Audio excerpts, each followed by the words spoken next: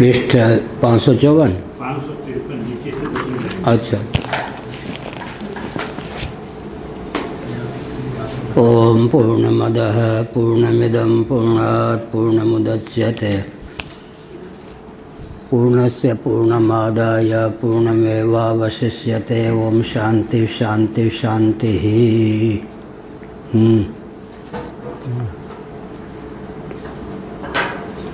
नामापिते च मधुरं मधुरं स्वरूपं कर्मापिते च मधुरं मधुरा स्मृतिश्च। बुद्धिं प्रबोधय प्रभो मधुबोधशक्तिं विद्यां प्रयच्छ परमां परिभावयामि। नारायणाखिल गुरो भगवन् नमस्ते शिवाय नमः। शिवलिंगाय नमः। तन्मे मनः शिवसंकल्पमस्तु। नारायण सर्वे भवन्तु सुखिनः।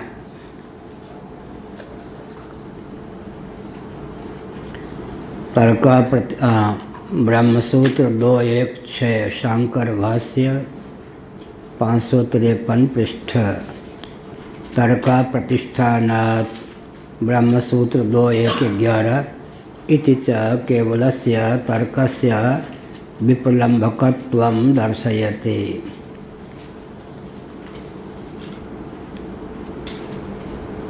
तर्का प्रतिष्ठानात्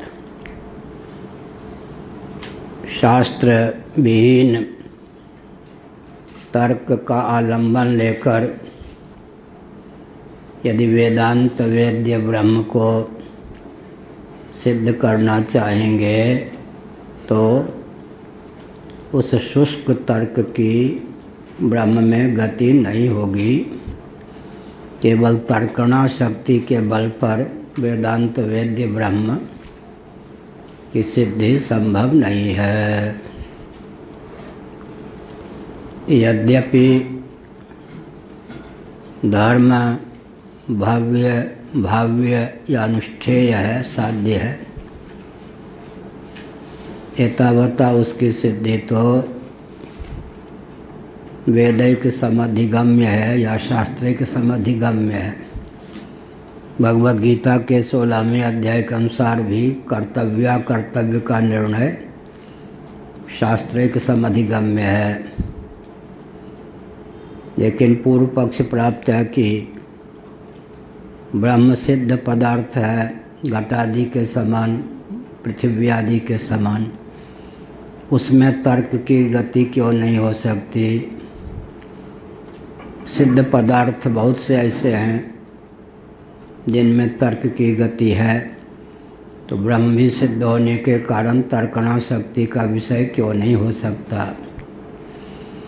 इसका उत्तर 2.1.11 के माध्यम से सूत्रकार ने दिया कि माना तो वस्तु स्थिति भी यह है कि ब्रह्म सिद्ध तत्व है, लेकिन स्वतः सिद्ध है, परतः सिद्ध नहीं है। और निरुपाधिक धरातल पर जो ब्रह्म है अर्थात तत्पदार्थ का जो वास्तव स्वरूप है, लक्ष्यार्थ है तत्पद का, वह तो जाति क्रिया संबंध गुण रूढ़ि आदि से सर्वथा अतीत है। अविधा वृत्ति से तो शब्द की भी जब प्रवृत्ति नहीं होती, अतद व्यावृत्ति के द्वारा, अतद निरसन के द्वारा विधिगर्भित निषेध मुख से या निषेध गर्भित विध मुख से ही वेदांत वेद्य ब्रह्म तक शब्दों की गति होती है। तो शुष्क तर्कणा शक्ति की गति हो ही कैसे सकती है। साक्षात यह कहा विप्रलम्भकत्वं दर्शयति। ठगे जाएंगे यदि केवल तर्कणा शक्ति का आलंबन लेंगे तो वेदांत वेद्य ब्रह्म हाथ नहीं लगेगा, उस तक हमारी तर्कणा शक्ति की पहुँच नहीं होगी।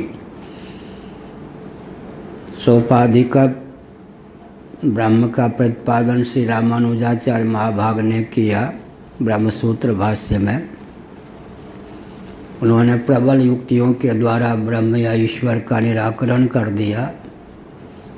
पूज्य गुरुदेव धर्म सम्राट श्री करपात्र महाभाग कहा करते थे परम भागवत भक्त होने पर भी श्री रामानुजाचार्य महाभाग ने ईश्वर का खंडन क्यों किया तर्कों का आलंबन लेकर? उसका उत्तर वो देते थे, केवल तर्कणा शक्ति के द्वारा कदाचित सोपाधिक ब्रह्म जिसको ईश्वर कहते हैं उसको सिद्ध भी कर लोगे तो प्रबल युक्तियों के द्वारा उस ईश्वर का निराकरण भी हो जाएगा। जब सोपाधिक ब्रह्म को भी केवल तर्कणा शक्ति के द्वारा बता पाना कठिन है तो फिर निरुपाधिक ब्रह्म में तो 3 लोक से मथुरा न्यारी की कहावत चरितार्थ है। योपि चेतन कारण श्रवण बलय नैव समस्तस्य जगतश्चेतनता मुत्प्रेक्षेत तस्यापि विज्ञानञ्च अविज्ञानञ्च इति चेतना चेतन विभाग श्रवणं विभावना विभावनाभ्याम चैतन्यस्य शाश्वत अशक्यता एवं योजयितुम्। अब जो एक देशी वेदांती हैं, वेदांतियों में भी 2 भेद माना गया।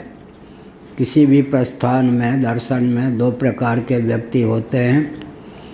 उसके पक्षधर होने पर भी किसी ऐसे तथ्य का प्रतिपादन करते हैं जो एकांशेन चरितार्थ है, सर्वतोभावेन चरितार्थ नहीं है या मान्य नहीं है, उसको एकदेशी कह देते हैं।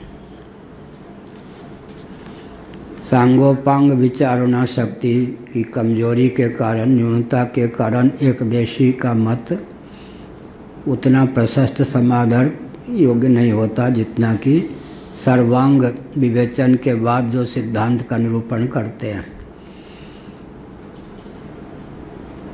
योपि चेतन कारण श्रवण बले नैव, जगत का कारण चेतन है, तदैक्षत सईक्षान चक्रे सो कामयत, ये सब निमित्त कारण के द्योतक वचन हैं। लेकिन तदात्मानं स्वयं अकुरुत बहुश्याम प्रजायेय सर्वं खलुदं ब्रह्म आत्मैवेदं सर्वम अहमेवेदं सर्वम इत्यादि जो वचन है, जो ब्रह्म को जगत का न केवल निमित्त अपितु उपादान कारण भी सिद्ध करते हैं, उनके बल पर संपूर्ण जगत चेतन रूप ही है, ऐसा प्रतिपादन करते हैं।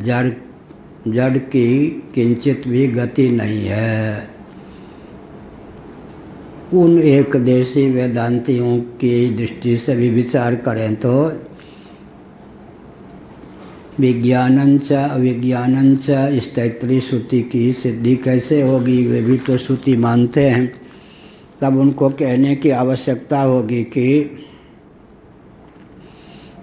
अभिव्यंजक अनभिव्यंजक जो वस्तु हमको जड़ प्रतीत होती है, परिलक्षित होती है, उसमें चेतन को अभिव्यक्त करने की क्षमता नहीं है, न्यूनता है या असमर्थता है।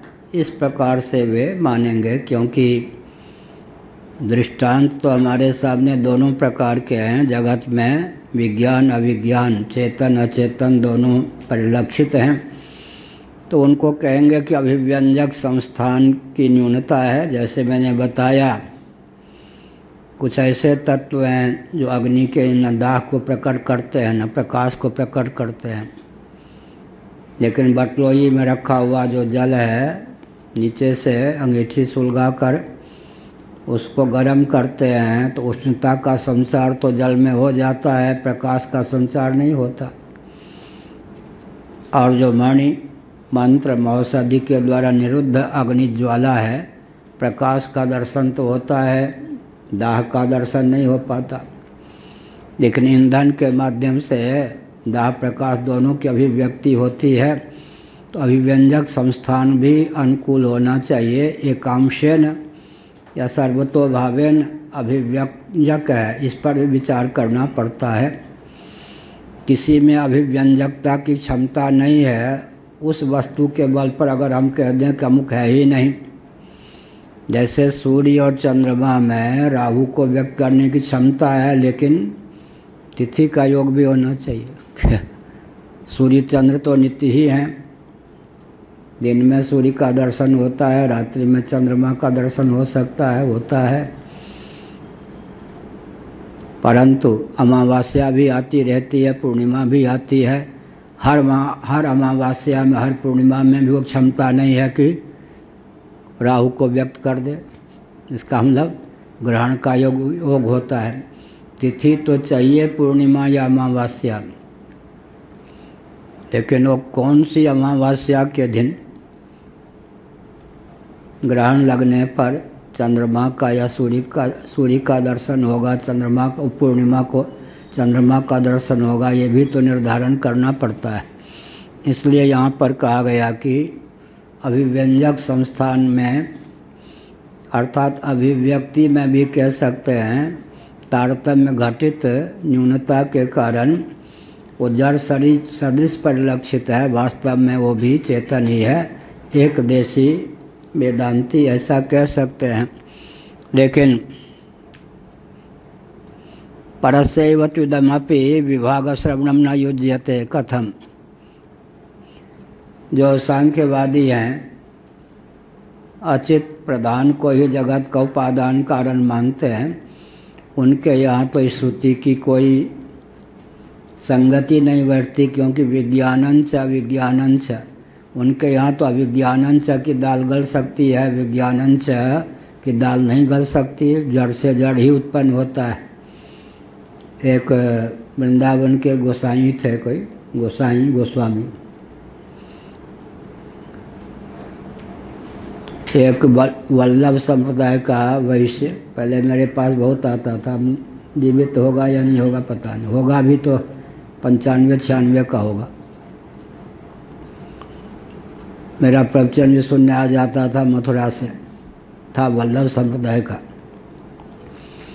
उसने एक गोष्ठी रखी मथुरा में, तो वृंदावन से कितने व्यक्तियों को बुलाया, एक छोटी सी कार, महंत जी ओंकारानंद जी 1, चिन्मयानंद जी 2, निश्चलानंद जी 3 एक गोस्वामी जो चेयरमैन रह चुके थे पहले, उनके पिताजी 4, और ड्राइवर 5 और स्वयं 6, छोटी सी कार में। हाँ, उनके पिताजी तो बहुत भोले भाले थे। तो 6 व्यक्ति हो गए छोटी सी कार में। महंत जी कोई वक्ता के रूप में नहीं, श्रोता के रूप में, चिन्मयानंद जी श्रोता के रूप में, और वक्ता के रूप में मुझको और गोस्वामी जी को बुलाया। तो ड्राइवर ही ठहरा, आयोजक ही ठहरे। चले, अब वो गोस्वामी जी मुझे देख, हम मुस्कुरा दें, भगवा कपड़ा देख के ही भगवा कपड़ा देख के यूँ हम समझ गए कि इनको बड़ा कष्ट हो रहा है कि ये क्या हो गया हम मुस्कुरा दें। अब वहाँ गए और महंत जी समझें कि आज मंगलाचरण जरूर होगा। वो बहुत विनोदी थे। कभी कभी किसी से क्या करते, आनंद वृंदावन में ऐसा उटपटांग प्रश्न करवा देते कि दंडी स्वामी की त्योरी चढ़ जाए। त्योरी चढ़ने पर जो अद्भुत ज्ञान विज्ञान प्रकट होगा वो बहुत अच्छा होगा स्वामी जी भी ऐसा करते थे। स्वामी जी भी कोई उटपटांग प्रश्न करवा दिया, फिर वो सोचते अब जो मंगलाचरण के व्याज से खजाना निकलेगा वो बहुत बढ़िया। तो शिष्टाचार में वहाँ पर क्या किया गया, गोस्वामी जी को पहले समय दिया गया। हमने कुछ नहीं कहा, पहले देते तो बोल देता, बाद में तो, लेकिन वो चूँकि मेरा श्रोता था, वो बोलते बोलते वल्लभ संप्रदाय पर, क्यों जी श्रोताओं, शेर से शेर पैदा होता है या गीदड़? सब श्रोता शेर, हाँ अच्छा। ऐसे ही हाथी से सियार पैदा होता है। जो ऐसा बोलते रहे तो सत से सत पैदा होगा या सत? अब सबको क्या कहना तो ये होगा कि सत। इनसे पूछो मिथ्या कैसे पैदा हो जाए। मैं तो बोला भी नहीं था, मैं मुस्कुराया। और शंकराचार्य ही उनको मान लिया, मानो उस समय में शंकराचार्य। आज शंकराचार्य का पक्ष तो मैं प्रतिनिधि हो गया ना। इनसे पूछो, जगत मिथ्या है, मिथ्या है, मिथ्या। श्रोता लोग परिचित मेरे नहीं थे, आयोजक मेरा परिचित था। महंत जी मुस्कुरा रहे थे कि ब्राह्मण किससे बिड़ गया। वहाँ मेरा नंबर आया, मैं तो मुस्कुरा के ही कुछ बोला नहीं पहले, बोलते बोलते, लेकिन जो वल्लभ संप्रदाय पर बोला, बाद में मूर्धन्य विद्वानों ने कहा कि आपको बुलाया गया था, बुरा मत मानिए दंडी स्वामी जी, वल्लभाचार्य के सिद्धांत पर बोलने के लिए, आपने तो शंकराचार्य का सिद्धांत बोला। तो मैंने कहा कि मुझे रोना आ रहा है, मैंने बिल्कुल वल्लभाचार्य का सिद्धांत बोला। आप अपने आचार्य को ही नहीं समझ पा रहे कि आपके आचार्य का क्या सिद्धांत है, मुझे रोना आ रहा है। मैंने एक वाक्य भी शंकराचार्य के सिद्धांत के बारे में नहीं कहा वल्लभ, लेकिन प्रवचन करते करते करते करते मैंने भी कह दिया, क्यों जी श्रोता हो, आपको तो गोस्वामी जी से खा चुके हैं, पाठ तो आपको याद ही है।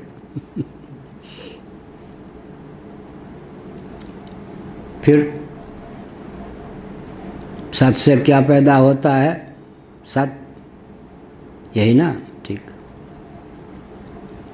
और चित्त से क्या पैदा होता है? चित्त। ऐसे ही शेर से क्या पैदा होता है? शेर। फिर हमने एक बम बाजार दिया जिससे सिद्ध होता है कि सब मिथ्या है। अब गोस्वामी जी हमको ऐसे मुँह करके देखने लगे, तो इसका मतलब क्या है? इसका मतलब यह है कि जो सांख्यवादी हैं वो कैसे संगत लगाएंगे। हमने अंत में क्या कहा मालूम है? अजो नित्य है, परमात्मा अज है या नहीं? आत्मा भी अज है, अजो नित्य। परमात्मा को अज अनादि मानेंगे, गीता में भी अज अनादि लोक महेश्वर। परमात्मा को अज अनादि मानेंगे, अज ही नहीं होगा तो अनादि कैसे होगा? तो अज से क्या पैदा होगा जी? अज से क्या पैदा होगा बोलिए?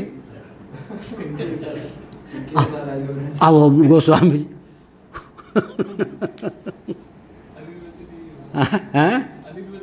हाँ, ये पारखी जी बोले, अज से क्या पैदा होगा?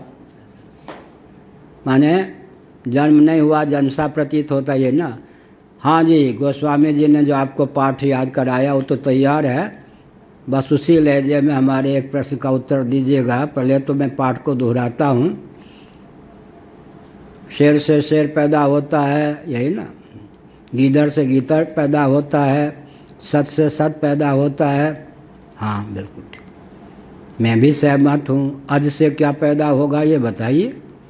अजो नित्य है, भगवान अज हैं या नहीं?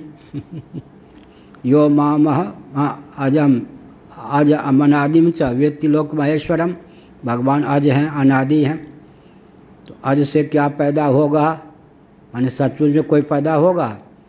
तो इन गोस्वामी जी के पेट में आग क्यों लगती है सर में, ये पूछिए इनसे। अरे लाला तुमने तो बाजार दी हो। हमने कहा ठीक। बोले वाले थे। तो क्या हुआ? परस्यैव त्विदमिदमपि विभाग श्रवणम न युज्यते। जो सांख्यवादी हैं उनके यहाँ तो भाई, हमारे यहाँ तो संगत लग जाएगी। किसकी? विज्ञान की भी, अविज्ञान की भी, चेतन की भी, अचेतन की भी।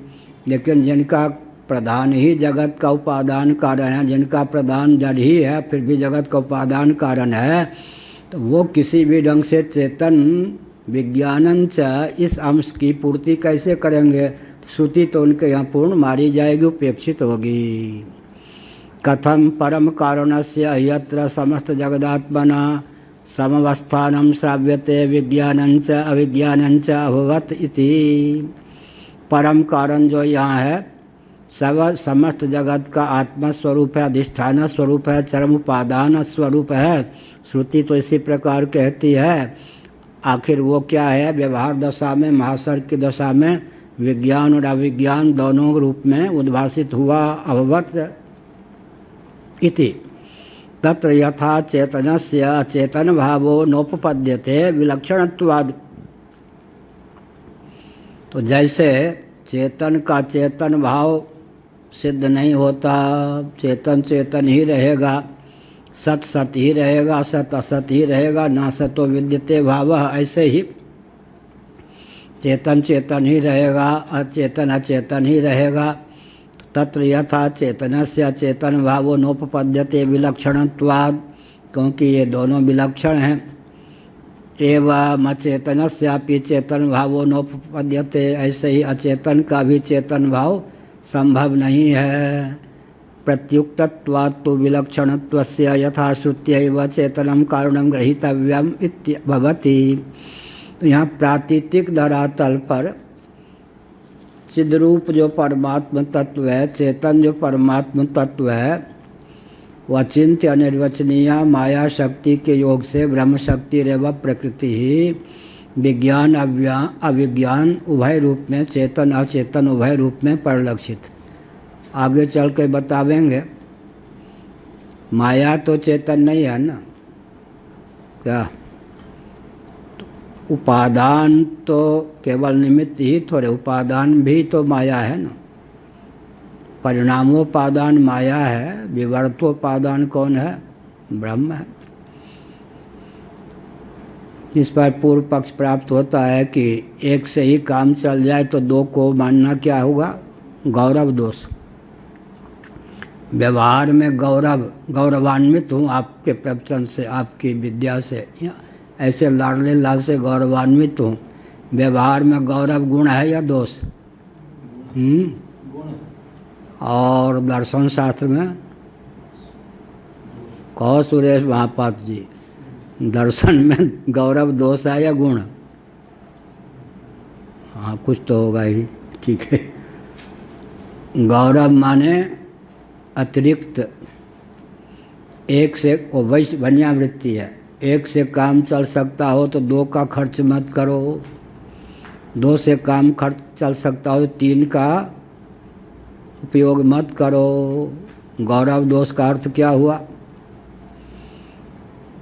हम तो एक को मानते हैं, ब्रह्म ही जगत का उपादान कारण है, एक को मानते हैं, ब्रह्म ही जगत का उपादान कारण है। और जाजी समझते किसको देख हंसी हो रही है लोग। क्या हमारा काम कौन कहेगा? सांख्यवादी कहेंगे हमारे यहाँ तो केवल प्रधान प्रकृति या व्यक्त उपादान कारण, हमारा काम एक से चल गया। परिणामवादी जो वैष्णववादी महान भाव हैं वो क्या कहेंगे? हमारा काम तो केवल ब्रह्म से चल गया, चेतन से।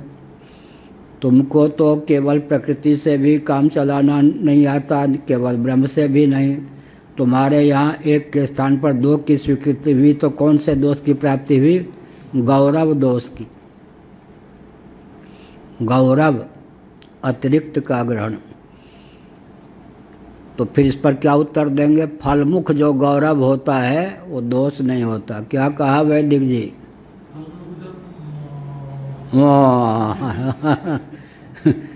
फलमुख गौरव दोष नहीं होता। फलमुख, मुख में फल डाल दिया। अरे फलमुख गौरव का अर्थ क्या हुआ? बात ठीक है, नया शब्द है तो उसमें न बता पाना तो स्वाभाविक है, पारिभाषिक शब्द है। फलमुख गौरव माना कि एक से काम चल सकता हो तो दो की स्वीकृति अपेक्षित नहीं, दो से काम चल सकता हो तो तीन की स्वीकृति अपेक्षित नहीं। अगर एक से काम चल सकता है तो दो को स्वीकार करने में कौन सा दोष हो गया? गौरव। लेकिन मतलब की सिद्धि अगर एक से ही ना होती हो तब अगत्या, न चाहते हुए भी दो को स्वीकार करना उचित है, क्योंकि उससे हमारे लक्ष्य की पूर्ति होती है। इसका नाम हो गया फलमुख गौरव। फलमुख गौरव माने, फल माने प्रयोजन, प्रयोजन की मुख माने द्वार, प्रयोजन की सिद्धि अगर अगत्या और गति न होने के कारण, ये सब वाक्य पूज्य गुरुदेव के हैं, नाम इसलिए लेना चाहिए कृतज्ञता न फले।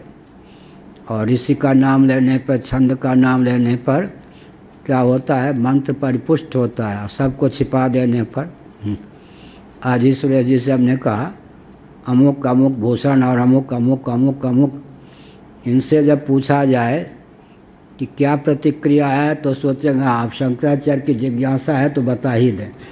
अपनी ओर से सब इतने हमसे भी गरुए हैं, अपनी ओर से कोई केवल झम्मन जी पूछते हैं इनसे क्या अभी क्या होगा, ये सब स्थिति चल रही है, और सब इतने गरुए हैं कि शंकराचार्य को गरज पड़ेगी तो, और विंध्यवासिनी जी ये सब तो इतने गरुए हैं कि फ़ोन करने पर भी नहीं उठाते। बाल बच्चों में रमे रहने वाले भी सोचते हैं कि हम शंकराचार्य से कम विरक्त हैं क्या, बहुत बड़े विरक्त, वाह इसी का नाम कलयुग। अभी होली के दिन बाकी है।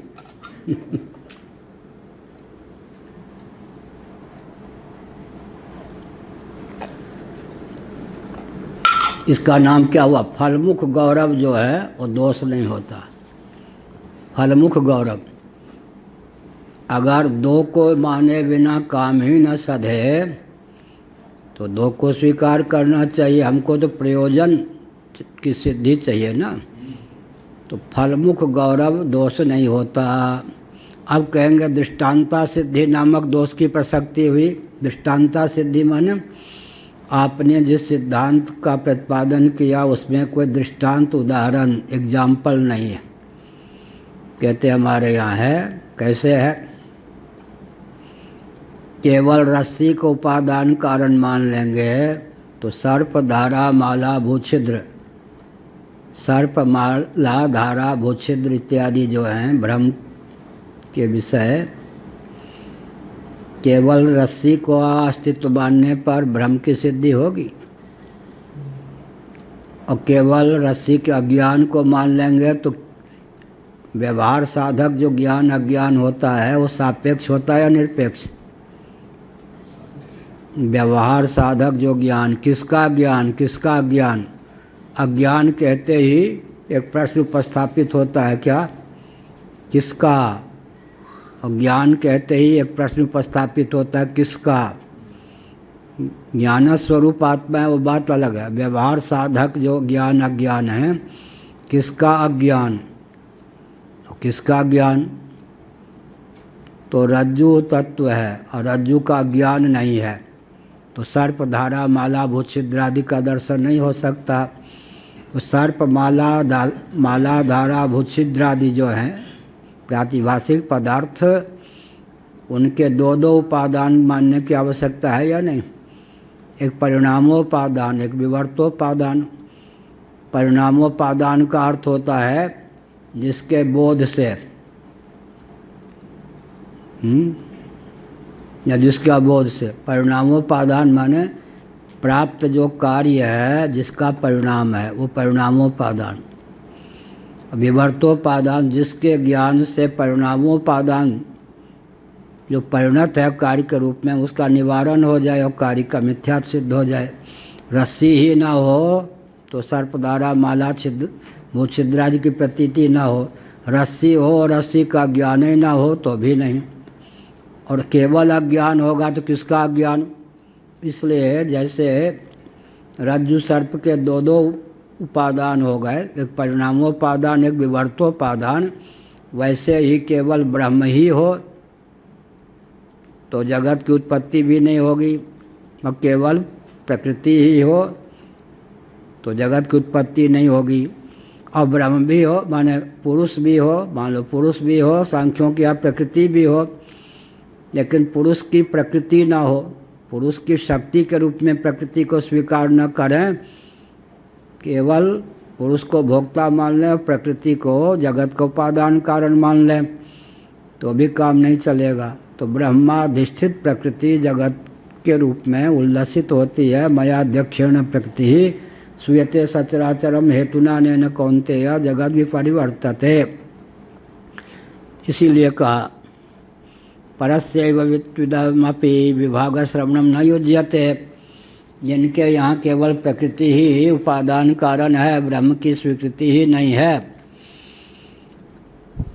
उनके मत में तो अचित से अचित ही उत्पन्न हो सकता है, चित नहीं।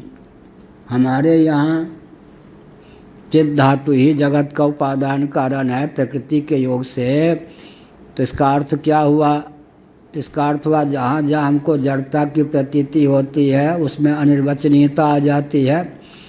तो हमारे यहाँ दोनों संगत लग जाती है। ब्रह्माधिष्ठित प्रकृति का परिणाम है जगत, कार्य है जगत। तो चेतन अचेतन दोनों रूपों में जगत की प्रतीति होती है। और केवल चेतन ही नहीं, केवल जड़ भी नहीं, क्योंकि सृष्टि की संरचना का प्रयोजन क्या है? भोक्ता और भोग्य के बिना, अन्न और अन्नाद के बिना तो जगत की संरचना ही नहीं। जगत की संरचना आखिर किसके लिए भगवान करते हैं? स्वयं को ही अभिन्न निमित्तोपादान कारण क्यों बनाते हैं? जीवार्था सृष्टि, जीव के शुभाशुभ कर्मों का फल देने के लिए तो जीव जन्म लेगा तो चेतन होगा ही। देहेंद्रीय प्राणांतःकरण को उपाधि से सहित उसका भोग्य ही नहीं होगा तो सृष्टि की रचना ही व्यर्थ हो गई। इसलिए जड़ चेतन दोनों है। जगत चिदाश्रित है, जगत चिद्विलास है, जगत चिद्विवर्त है, जगत चिन्मय है, जगत चिन्ह मात्र है, चिदाश्रित है। लेकिन वो भी है कि सत सत को चित चित को काढ़ लें तो किसी जड़ वस्तु की प्रतीति होगी क्या? नहीं होगी।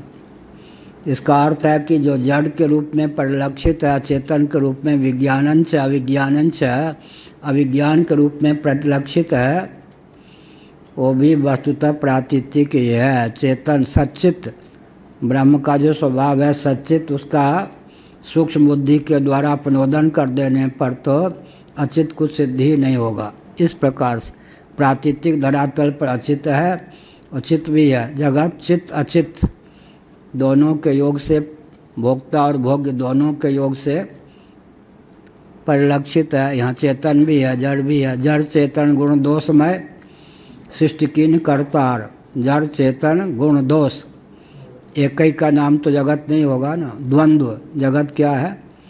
द्वंद्वात्मक है। तो द्वंद्व का अर्थ है क्या होगा? द्वंद्व समास जैसे होता है, दो के बिना द्वंद्व की सिद्धि कैसे होगी? शायद भारत भूषण जी सुन रहे होंगे, मैंने भारत भूषण नहीं कहा, भूषण कहा है।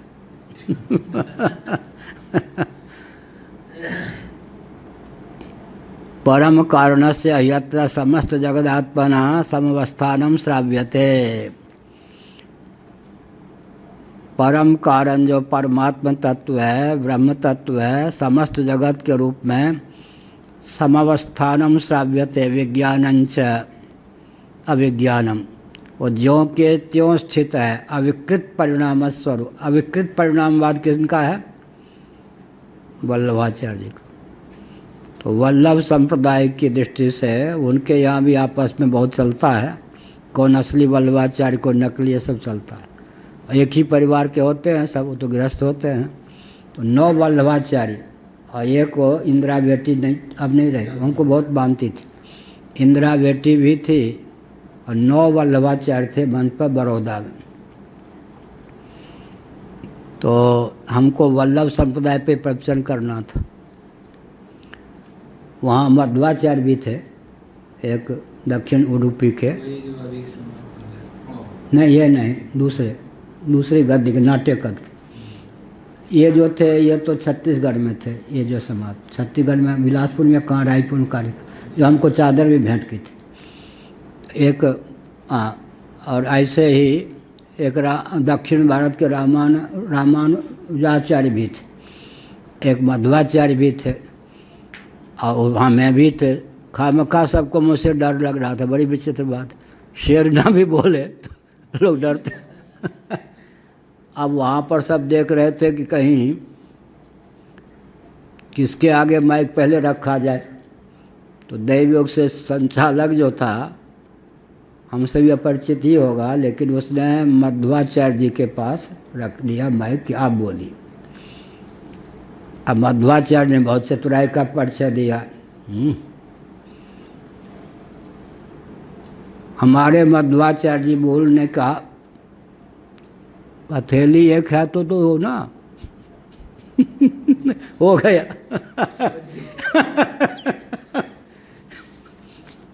तो फिर ऐसे ही है। तो यहाँ ब्रह्म ज्यों के त्यों अविकृत परिणामवाद। तो हमने वल्लभ संप्रदाय पर बोलते हुए कहा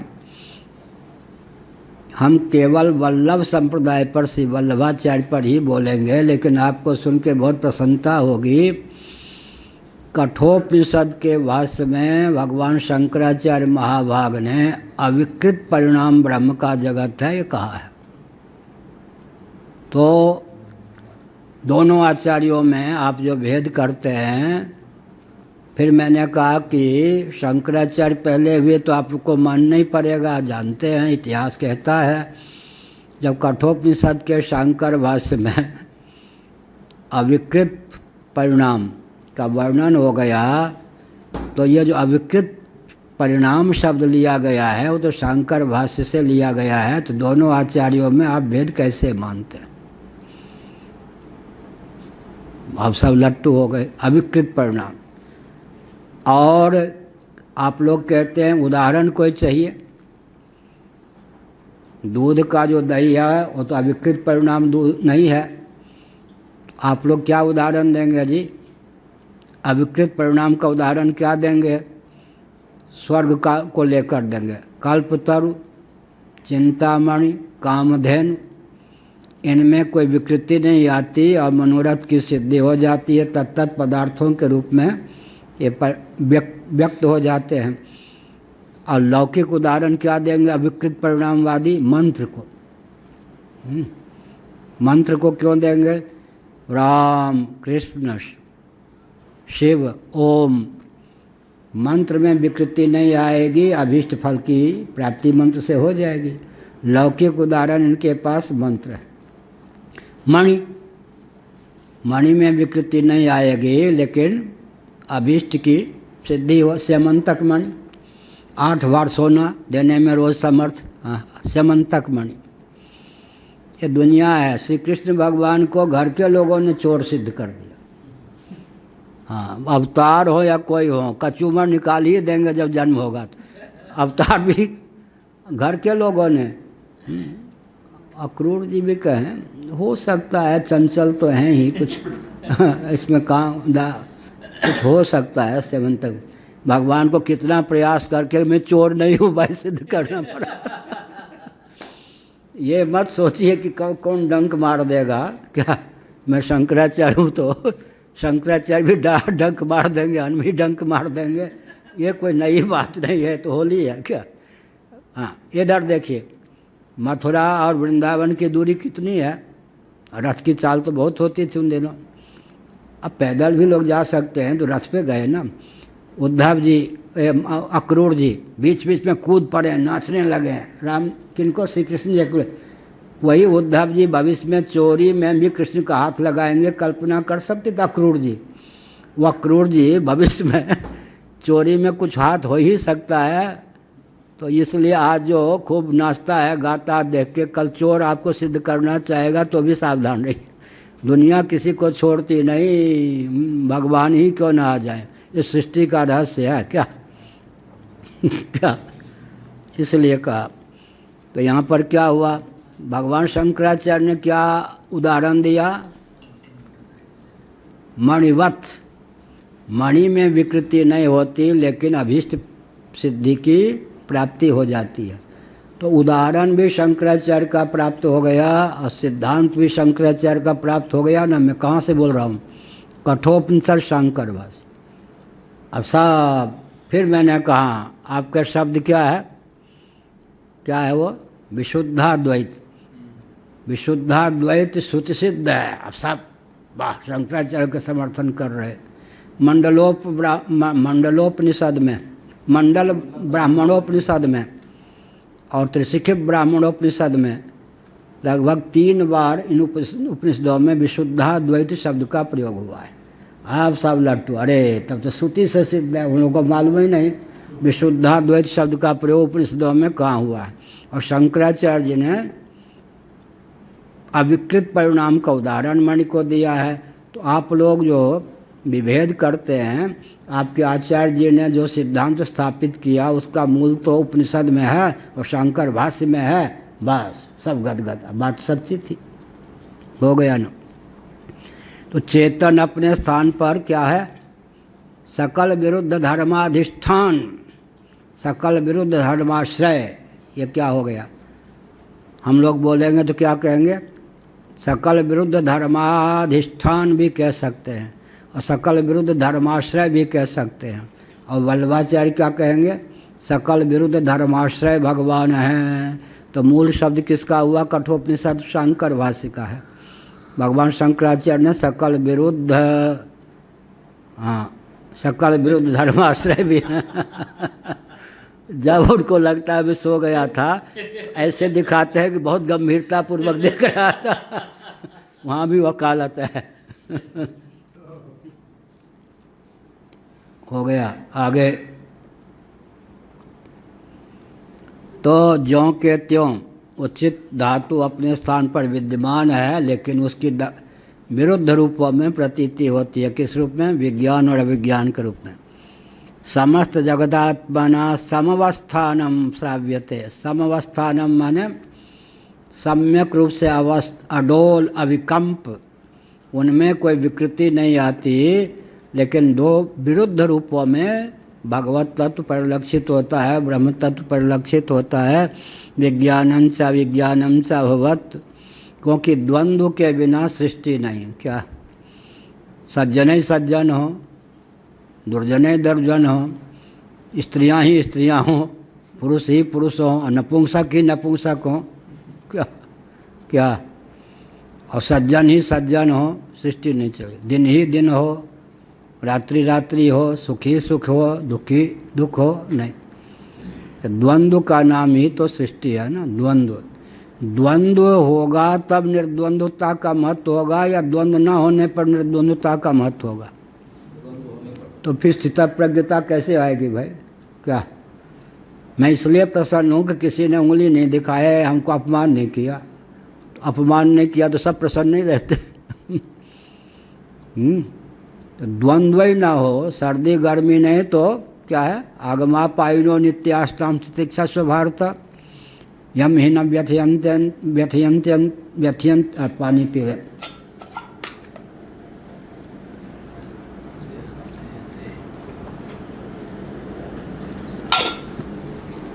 आगमा पाइनो नित्या, आगम और अपाय आने जाने वाले हैं। शीतोष्ण सुख दुखदाह, द्वंद्व रहेगा तब तो निर्द्वंद्वता की स्थिति होगी ना। यह है। इसलिए सृष्टि ऐसी बनाई गई है, चैन पूर्वक रहने के लिए। कभी कल्पना मत कीजिए। चैन पूर्वक भगवान भी जन्म लेना नहीं रह सकते। अपनी योग्यता स्थितप्रज्ञता के बल पर ठीक है, भगवान भी जन्म लेंगे तो उपहार है, अवतार लिया है ना, डंक मारेंगे लोग। ये कल्पना मत कीजिए सब हमारे अनुकूल हो जाएं, हो ही नहीं सकते। दूसरी बात यह है कि कोई बुरा नहीं होता, कोई आतंकवादी नहीं, कोई अराजक नहीं। अगर वे लोग ना हो तो सज्जनों की निष्ठा अभिव्यक्त किसके द्वारा हो? निष्ठा की अभिव्यक्ति जो होती है प्रतिकूल परिस्थिति में होती है, अनुकूल। इस पर हम बहुत पहले बोल चुके हैं। आप अहिंसक हैं, इसकी कसौटी क्या है? क्या? हिंसक की हिंसा आपके सामने निरस्त हो जाए, या हिंसक आपके मारने के लिए, नष्ट करने के लिए आप अथक परिश्रम करें, फिर भी आपके हृदय में उसके अनिष्ट की चिंता ना हो, भावना ना हो, तब होगा ना हिंसक। झूठ बोल करके धन मान प्राण परिजन की रक्षा प्राप्त हो, फिर भी आपका धैर्य न टूटे, तो विरुद्ध जो द्वंद्व का हिस्सा है, विरुद्ध जो परिस्थिति है, उसी से तो ही व्यक्ति की क्या है? दैवी संपत्ति की अभिव्यक्ति होती है। तो वो अभिव्यंजक संस्थान हैं या उपद्रव के संस्थान हैं? हमारे लिए क्या? अभिव्यंजक संस्थान हुए ना। विपरीत क्या? हमारी जो निष्ठा होगी, हम कितने गहरे पानी में हैं, इसकी कसौटी क्या होगी? और जो जितना महान व्यक्ति होगा उसके सामने उतनी चुनौती होगी। क्या? तो यहाँ पर चुनौती जो देने वाला है वो अपनी आत्मा की अभिव्यक्ति है या नहीं? सभी आचार्य निर्दोष, कोई आतंकवादी नहीं, सब अच्छे हैं। क्यों अच्छे हैं? किसी की निष्ठा की अभिव्यक्ति के लिए इन सबको भगवान ने मुहर, शतरंज के मुहर बना रखा है। कोई राजा है, कोई रानी है, कोई शतरंज के ये सब है। इसका मतलब क्या हुआ? इसका मतलब ये हुआ कि बिल्कुल हमारी निष्ठा की अभिव्यक्ति तो विपरीत परिस्थिति में होगी ना। तत्र यथा चेतनस्य अचेतन भावो नोपपद्यते विलक्षणत्वाद एवं अचेतनस्यापि चेतन भावो नोपपद्यते प्रत्युक्तत्वात् तो विलक्षणत्वस्य यथाश्रुत्यैव चेतनं कारणं गृहीतव्यं भवति। वस्तुतः तो चिन्मात्र परमात्मा तत्व का ही कार्य जगत है, माने भगवत तत्व जो वेदांत वेद्य है वो जगत का उपादान कारण है, वही निमित्त कारण भी है। तदैक्षत बहुश्याम प्रजायेय, बहुश्याम प्रजायेय, बहुश्याम अलग, बहुश्याम श्या ऊपर बिंदी क्या महल। तो भगवान ही जब जगत के अभिन्न निमित्तोपादान कारण है तब फिर क्या सिद्ध होगा? फिर ये जो हमको अचेतन आदि की प्रतीति होती है, प्रातिभाषिक है या वास्तविक? प्रातिभाषिक। चिद धातु की ही परस्पर विरुद्ध रूप में अनुकूल और प्रतिकूल दोनों रूपों में अभिव्यक्ति होती है। क्या? चिद धातु की ही अनुकूल और प्रतिकूल दोनों रूपों में अभिव्यक्ति होती है। चित्त के रूप में भी स्वप्नावस्था में आत्म चैतन्य ही स्थावर, जंगम, पर्वत इत्यादि, नदी इत्यादि, पृथ्वी आदि दो विरुद्ध रूपों में अभिव्यक्त है, माने प्रातीतिक भेद है, वास्तविक भेद नहीं। लेकिन प्रातीतिक भेद भी व्यावहारिक धरातल पर अर्थक क्रियाकारिता में समर्थ है। यह तो यहाँ पर सामान्य रीति से बताया गया कि जड़ भी हैं, चेतन भी हैं। वस्तु स्थिति यह है कि जो जड़ प्रतिलक्षित हो रहे हैं टटोलने पर उनकी भी चिद्रूपता ही सिद्ध होती है, लेकिन व्यवहार द्वंद्व को लेकर चलता है। 5 मिनट रह गए। भामती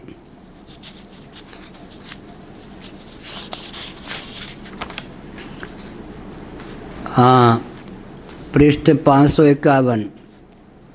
सिम्हांत सूत्रम नहीं, सिद्धांत कर लेना चाहिए। हो के स्थान पर दो ध मिला हुआ, सिद्धांत सूत्रम। छठा,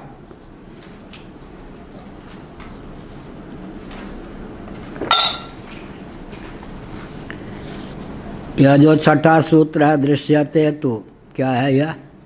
सिद्धांत सूत्र है। तू से बता दिया दृश्यते तू। और सूत्र तो इतना ही है दृश्यते तू, भाष्य कितना है? तो शंकराचार्य सब कितने विद्वान होंगे। और सूत्र का अर्थ क्या है? मोम के नाक। दृश्यते तू, देखा तो जाता है, दृश्यते दृष्टिगोचर तो होता है, इतना। क्या दृष्टिगोचर होता है? कुछ नहीं। अब जो सूत्रकार ने अपने मन में भाव संजो के कितने शब्दों का प्रयोग किया? दृश्यते तु, 4 अक्षर हैं दृश्यते तु। इसमें भाव कितना सन्निहित था? तो सूत्र के अंतर्निहित भाव को अभिव्यक्त करने वाले सामान्य व्यक्ति थोड़े हो सकते हैं। प्रकृति विकार भावे हेतुम सारूप्यम विकल्प दूषयति अत्यंता सारूप्य च इति। ठीक। प्रकृति विकार भावा भाव हेतुम वैलक्षण्यम विकल्प दूषयति। प्रकृति विकार भावे, प्रकृति विकार भावे का अर्थ क्या हुआ? प्रकृति माने उपादान, विकार माने कार्य, कारण कार्य। उपादेय का नाम होता है, उपादेय मान उपयोगी, लेकिन यहाँ पर उपादेय का अर्थ हो जाता है विकार। प्रकृति और विकृति, विकृति का नाम है विकार। प्रकृति विकृति का अर्थ क्या हुआ? प्रकृति का अर्थ हो गया, समस्त पद को तोड़ के कहेंगे प्रकृति विकृति, कारण और कार्य।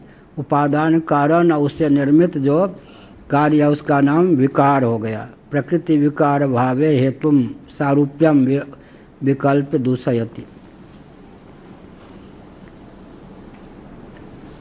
चिद परमात्म तत्व ही जगत की प्रकृति है, माने जगत का उपादान कारण है, जगत उसका कार्य है। तो ये प्रकृति विकार भाव हो गया। प्रकृति विकार भाव माने उपादान उपादेय भाव हो गया। यहाँ प्रकृति का अर्थ क्या हुआ वेदांत प्रस्थान में? ब्रह्म तत्व। बुरा न मानो होली है प्रकृतिश्च। इस सूत्र का अर्थ किया मान्य श्री सत्यार्थ प्रकाश महोदय ने। यहाँ प्रकृति का अर्थ है त्रिगुणमयी माया शक्ति।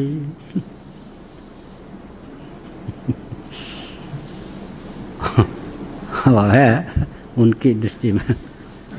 तो जिस दर्शन को जो अर्थ मान्य है और जिस उस दर्शन के विद्वानों को परंपरा प्राप्त विद्वानों को जो अर्थ मान्य है वो अर्थ कतई न सिद्ध हो, ऐसा प्रयास भी होता है।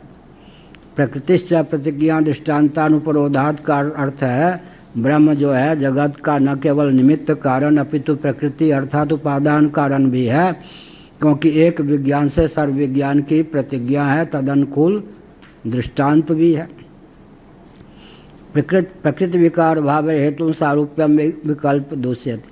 प्रकृति और विकृति भाव में का अर्थ क्या है? प्रकृति विकार में अमुक का यह कार्य है, अमुक इसका उपादान कारण है, तो दोनों में कुछ सारूप्य होना चाहिए या नहीं?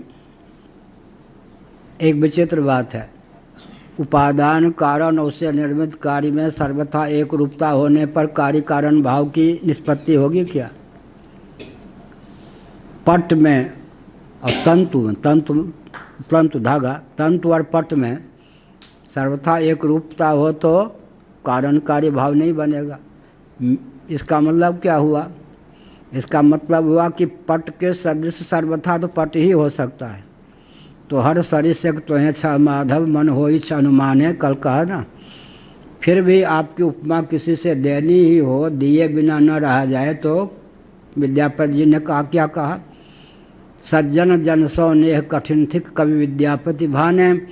सज्जन जो हैं सन्मार्ग पर चलने वाले आपके भक्त कहा जा सकता है कि भगवत सदृश हैं, वास्तव में तो आपकी उपमा किसी से हो नहीं सकती।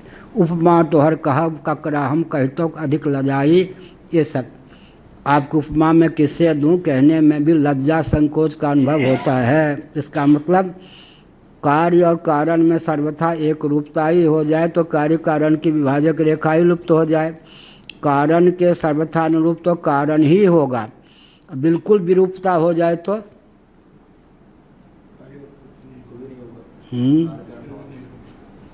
तब फिर बहुत कठिन होगा कारण का और भाग। नीलमणि का उपादान क्या होगा?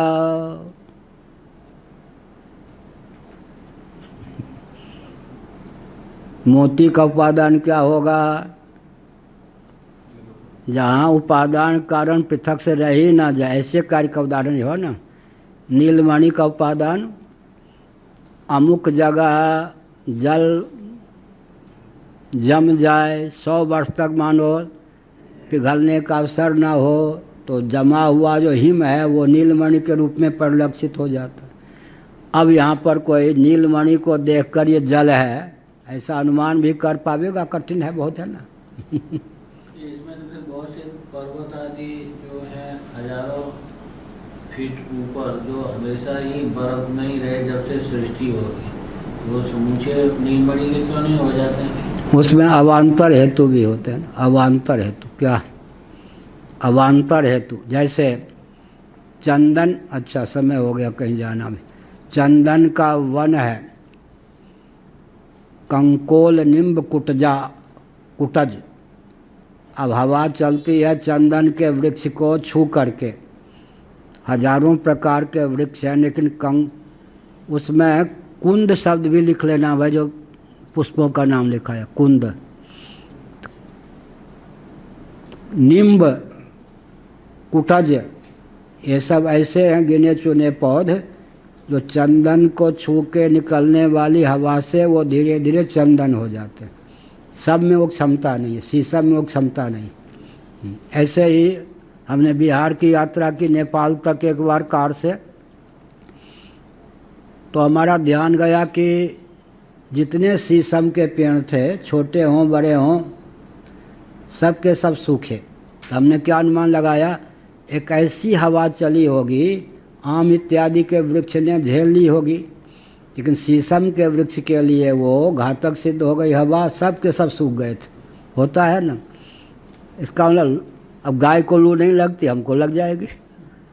इसी प्रकार से चंदन के वृक्ष से जो हवा निकलती है वो सैकड़ों वृक्षों को लगे, लेकिन कंकोल, नींब, कुटज ये सब कुछ गिने चुने हैं जो फिर चंदन हो जाते हैं। इसी प्रकार से हिम है, उसमें अवान्तर जो हेतु होते हैं, अवान्तर हेतु कंडीशन फुलफिल ना करें, ऐन का पेट ना भरें, उड़ीसा में कहें तो कंडीशन फुलफिल ना करें, तो जो अमुक अमुक अवान्तर हेतु से हिम जो है इतने वर्षों के बाद मणि का रूप धारण कर लेता है, ऐसे होगा। तो ये अपवाद है। वहाँ पर उपादान कारण विद्यमान नहीं रहते पृथक से। क्या दही से, दूध से दही बन जाए तो फिर वो दूध रूप उपादान कारण जो है, कहाँ से बोल रहे, वेदानुवचन नगीना सिंह बाबा रामतीर्थ जी उस ग्रंथ को बहुत पसंद करते थे। पहले फारसी में था, तो रामकृष्ण जी के शिष्य नारायण स्वामी जी ने उसका परिष्कृत हिंदी में अनुवाद किया, अपने पास है, वृंदावन में मैंने पढ़ा था, लखनऊ से प्रकाशित है। तो दूध का जो दही है वो परिणाम तो है, लेकिन ऐसा परिणाम है कि फिर दूध शेष नहीं रहता, फिर दही को दूध का रूप नहीं दे सकते, तो वास्तविक उपादान है भी या नहीं, इस पर विचार चलता है। लेकिन ऐसा उपादान जो कार्य बन जाने पर अपना अस्तित्व भी शेष रखे, त्रिगुण जो है महत्त्व के रूप में परिणत हो जाने पर भी अपने अस्तित्व को शेष रखता है या नहीं, रखता है ना। आकाश वायु को उत्पन्न करने के बाद भी अपने अस्तित्व को शेष रखता है या नहीं, वायु तेज को उत्पन्न करने के बाद भी अपने अस्तित्व को शेष रखता है या नहीं, तेज जल को उत्पन्न करने के बाद भी अपने अस्तित्व शेष रखता है या नहीं, जल पृथ्वी को उत्पन्न करने के बाद भी अपने अस्तित्व शेष रखता है या नहीं। यहाँ उस कार्य कारण भाव का वर्णन है जहाँ उपादान कार्य को जन्म देने के बाद भी अवशिष्ट रह जाता है। तो यहाँ पर कहा कि सारूप्य और वैरूप्य का खेल है। अगर सर्वथा एक रूप ही हो गए तो कार्य कारण भाव की सिद्धि नहीं होगी, और सर्वथा विरूपता ही है तो कार्य कारण भाव की सिद्धि नहीं होगी। किसी अंश में समता, किसी अंश में विषमता। नारायण कहो ब्रह्मा जी, पाठ में मन लगा।